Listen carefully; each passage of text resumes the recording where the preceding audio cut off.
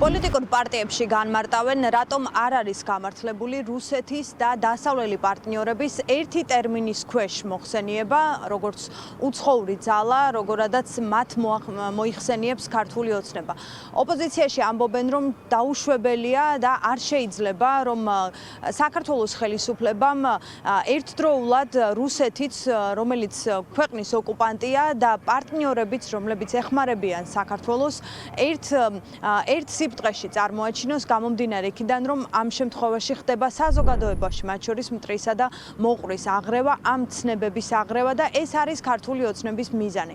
პოლიტიკურ პარტიებში ოცნებას ახსენებენ, რა გაუკეთებია შეერთებულ შტატებს თუ ევროპას საქართველოსთვის, საქართველოს დემოკრატიული განვითარებისთვის, ახსენებენ, რომ არც ენას, არც ეკლესიას, არც ქვეყნის ტერიტორიებს არ ებრძოდა დასავლეთი, ისე როგორც რუსეთი და შესაბამისად დასავლეთის და რუსეთის ახლა ერთნაირად წარმოჩენა არის ქვეყნის ეროვნული ინტერესების ღალატი და თუ კი ეს დემოკრატიული პოლიტიკის ნაწილია და უпростоრად დიპლომატიური სვლა ქართული ოცნების მხრიდან ოპოზიციაში ამბობენ, რომ ამას არ მოჰყოლია არც ამ დრომდე შედეგი და არც ახლა ექნება კონკრეტული შედეგი ქვეყნის გამთლიანების პროცესში.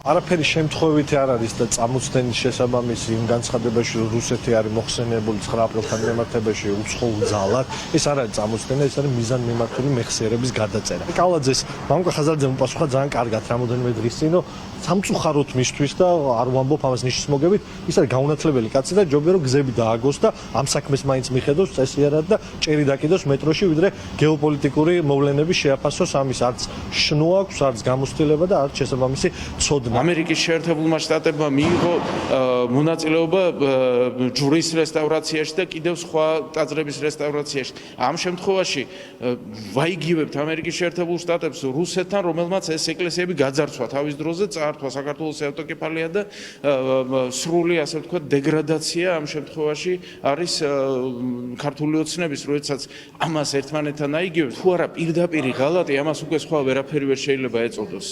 არ არის ეს, არც დიპლომატიის გამოვლენა, არც არ გაღიზიანების პოლიტიკა, რაღაცა შედეგი ხო უნდა მოიტანოს ასეთმა პოლიტიკამ მაშინ, თუ გონია რომ ამით, ასე ვთქვათ, მიაღწევ შედეგს. ერთი ამერიკამ დახარჯა ბჭყალებში კაპიკები, კალაძის ტერმინოლოგია რომ გამოვიყენოთ, რამდენადაც არ უნდა მეუხერხულებოდეს ეს და მეორე კალაძე მიშოვა კაპიკები, კვლავ მისი ტერმინოლოგია რომ გამოვიყენოთ, მაშინ, როდესაც კალაძე ასეულობით მილიონს პარავდა ქართულ ხალხს, ასეულობით მილიონი ამერიკელი ხალხისგან მოდიოდა ქართველი ხალხის დასახმარებლად. აღრეული აქვს ტეგდამოყარე, როგორც კალაძეს, ასევე დანარჩენ ოცნების მოლაპარაკე თავებს და ისინი ჯერ პირველ რიგში უნდა გაერკვიონ, ვინ არის მტერი და ვინ არის მოყარე, ეს უთხრან ხალხს და ამის მერე უკვე პასუხი ნათელი იქნება. მაგრამ აქ ძალიან მარტივია პასუხი. ისინი ვერ ბედავენ ოკუპანტ რუსეთს და უძახონ მტერი.